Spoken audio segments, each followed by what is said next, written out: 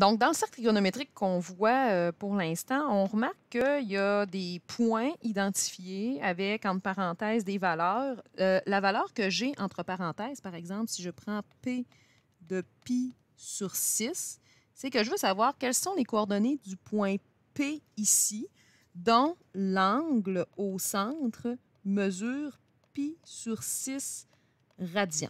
Fait que c'est ce qu'on cherche à déterminer.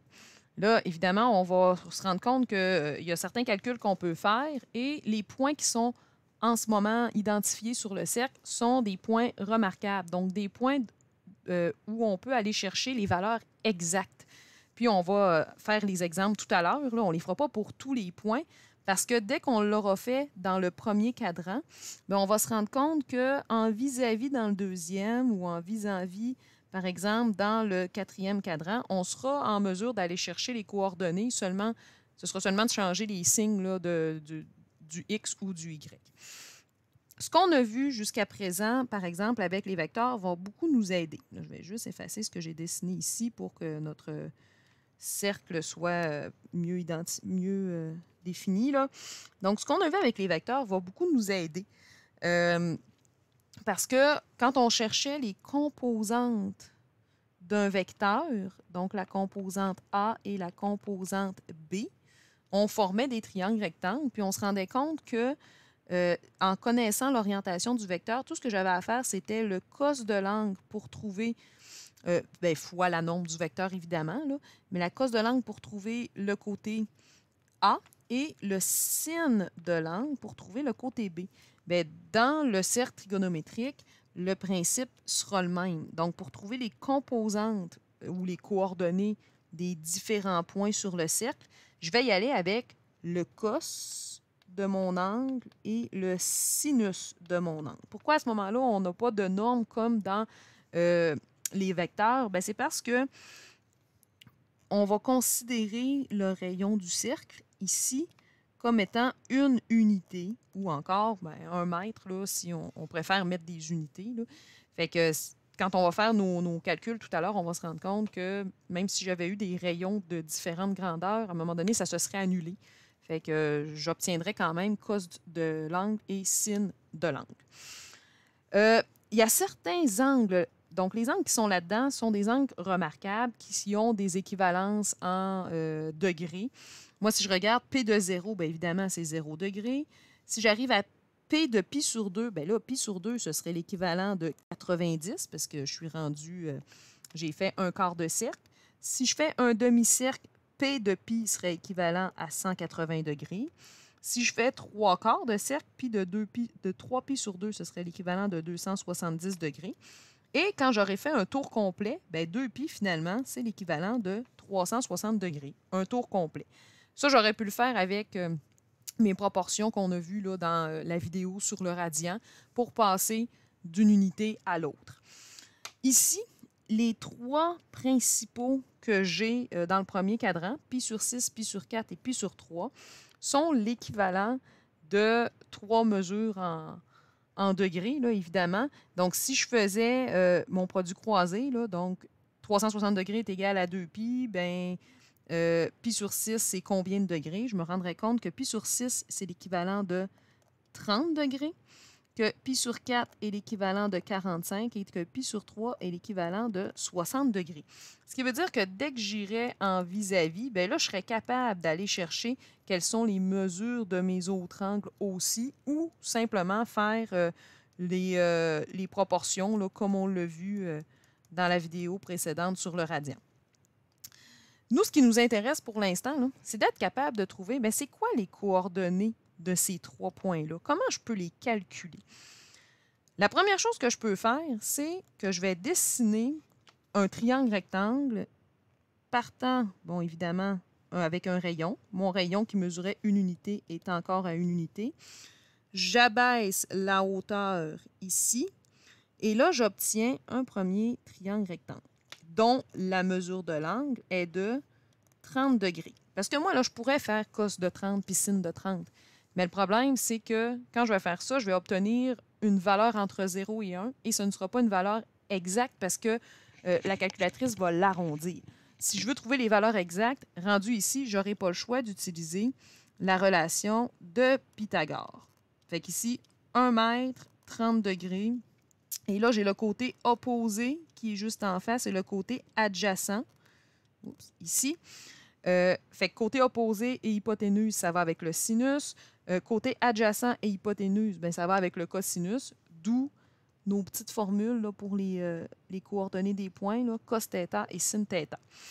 Fait que moi, si je veux trouver les mesures de côté, si on se rappelle, il y avait des relations métriques dans le triangle rectangle, des relations trigonométriques, qui disaient que le côté opposé à l'angle de 30 degrés est égal à la moitié de l'hypoténuse. Fait que dans ce cas-ci, mon sin de 30, et là, je pourrais le calculer avec ma calculatrice, vaut 1/2. Fait que j'ai déjà une première coordonnée dans mon point P de pi sur 6. Fait que ça ici, là, si je vais voir en Y, ça vaut 1/2. C'est la moitié de mon rayon. Une fois que j'ai mon 1/2, il faut que je trouve le troisième côté. C'est là que Pythagore va embarquer finalement. Donc, C carré est égal à A carré plus B carré. Bien, en remplaçant, j'obtiens que 1 au carré est égal à 1/2 au carré plus B carré. Ici, 1/2 au carré, ça fait 1/4. Donc, 1 moins 1/4 est égal à B carré. 1 entier moins 1/4, ça fait 4 sur 4 moins 1 sur 4. Ce qui me donne 3/4 qui est égal à B au carré. Et là, si je fais la racine carrée de chaque côté, je vais retrouver que mon B, la valeur que je cherchais, ce serait racine de 3 sur 2. Parce que racine de 3, je ne peux pas le calculer, mais la racine de 4, lui, je peux y arriver. Fait qu'ici, j'ai une première coordonnée, donc une coordonnée en X, qui représente le cosinus. Fait que les composantes de P de pi sur 6, ça veut dire que quand mon angle vaut pi sur 6 radians ou 30 degrés, bien, les coordonnées de mon point sur mon cercle seraient racine de 3 sur 2 et 1/2. Bien là, à partir de ça, je peux aller établir les coordonnées du point P de 5 pi sur 6, qui va me donner bien, les mêmes coordonnées finalement, mais avec le x négatif. Fait qu'ici, j'aurais moins racine de 3 sur 2, 1/2. Ensuite, je pourrais aller établir les coordonnées du point P de 7pi sur 6, qui serait moins racine de 3 sur 2 et moins 1/2. Et j'aurais, de l'autre côté, juste ici dans le quatrième cadran, P de 11pi sur 6, bien, j'aurais racine de 3 sur 2 et 1/2 négatif. Oups, là, on ne le voit pas très bien, là, mais je vais l'effacer, je vais le réécrire. Et moins 1/2. Bon. Fait que là, si je regarde, quand je vais faire, je vais y aller avec un autre triangle. Quand je vais faire mon triangle avec P de pi sur 3, OK, j'aurai un angle ici de pi sur 3 radians, mais de 60 degrés. Ce qui veut dire que mon autre angle n'a pas le choix d'être un angle de 30 degrés.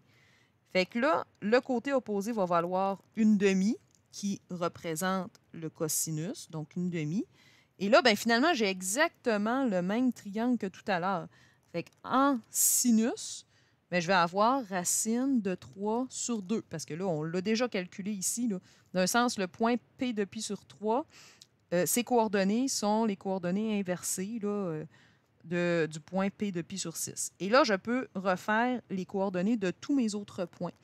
Fait que si je vais en vis-à-vis, j'aurai moins 1/2 racine de 3 sur 2.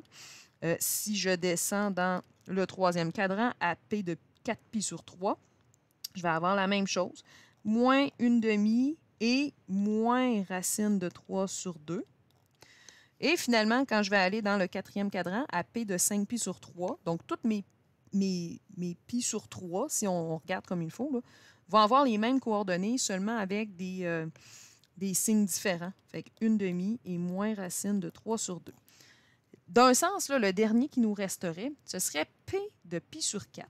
Comme c'est un angle de 45 degrés, là, je vais effacer ce que j'avais juste à côté pour avoir un petit peu plus de place. Là. Comme...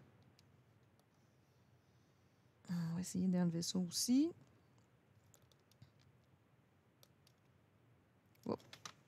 Je réagrandis. Ça va pas long. Bon, comme j'ai fait mon triangle tout à l'heure, là, je vais en refaire un autre. Dans ce triangle-là, OK, étant donné que mon angle au centre est de 45, c'est sûr que l'autre angle aussi vaut 45. Ce qui veut dire que mon rayon, qui est toujours mon hypoténuse, parce que moi, si je trace le triangle ici, c'est toujours mon rayon qui est mon hypoténuse. Hein? Je l'ai fait un petit peu croche, là, mais j'aurai mon angle droit juste en bas sur l'axe des X. Je vais avoir 2 fois la même mesure. Donc, les côtés sont identiques. Fait que j'aurai 1 au carré qui est égal à A carré plus A au carré. 1 est égal à 2A carré. 1/2 est égal à A au carré. Et là, si je fais la racine carrée de chaque côté, je me ramasse avec 1 sur racine de 2 qui est égal à la mesure de A. Que ce soit en X ici ou en Y, c'est la même mesure. Sauf que on a vu en début d'année dans la fonction racine carrée qu'on ne gardait pas de radical au dénominateur. Fait que je vais devoir rationaliser en faisant fois racine de 2 en haut et en bas. Fait que j'obtiendrai racine de 2 sur 2. Fait que les coordonnées ici sont racine de 2 sur 2 et racine de 2 sur 2. Là, je sais que ça fait beaucoup de calculs, ça fait beaucoup de manipulation, là, mais ces informations-là, on va en avoir beaucoup besoin quand on va arriver avec les fonctions sin et cos. Parce que souvent, quand on va faire de la résolution, on va se ramasser avec des mesures d'angle ou des valeurs de points, de cos ou de sin. Puis là, il va falloir trouver quel angle qui va avec. Fait que si j'arrive avec un cos d'un angle qui est égal à racine de 3 sur 2, là, je vais avoir 2 possibilités. Soit pi sur 6, soit 11 pi sur 6. Ou moins pi sur 6 si je pars dans le sens des aiguilles d'une montre, dans le sens horaire. Si j'arrive, j'ai isolé ma fonction, puis j'arrive à sin de l'angle est égal à racine de 2 sur 2, bien là, je vais regarder à quel moment ça arrive, racine de 2 sur 2, que mon sin est égal à ça. Bien, c'est soit à pi sur 4 ou à 3 pi sur 4. Fait que là, je serai en mesure d'aller chercher quelle mesure d'angle est possible. Fait qu'ici, pour 3 pi sur 4, j'aurai moins racine de 2 sur 2 et racine de 2 sur 2. Si j'y vais toujours en vis-à-vis, pour 5 pi sur 4, j'aurai moins racine de 2 sur 2 et moins racine de 2 sur 2. Et finalement, de l'autre côté, à 7 pi sur 4, bien là, j'aurai racine de 2 sur 2 et moins racine de 2 sur 2. Oui, je peux le faire avec ma calculatrice cos de 45 ou cos de pi sur 4, mais il ne me donnera pas la valeur exacte. Tandis que là, avec racine de 2 sur 2, j'ai la valeur exacte de mon sin ou de mon cos. Fait que tout ça va me permettre de pouvoir, en quelque sorte, éventuellement aller résoudre des fonctions sinus, cosinus et même tangente, parce qu'on va y arriver bientôt. Donc là, les seuls points qui me restent, c'était le P de 0 et 2 pi, qui va me donner 1, 0, parce que mon rayon mesurait 1, donc j'ai le point 1, 0 ici. Ici, à pi sur 2, j'aurai le point 0, 1. À P de pi, donc là, je suis dans les négatifs, j'aurai moins 1, 0. Puis, finalement, à 3 pi sur 2, bien là, j'aurai le point 0, moins 1. Fait qu'en ayant toutes les coordonnées des points importants sur mon cercle trigo, bien là, je serai en mesure, lorsqu'on va rentrer dans les fonctions sinus et cosinus, en fait, de résoudre les différentes situations que j'aurai à résoudre.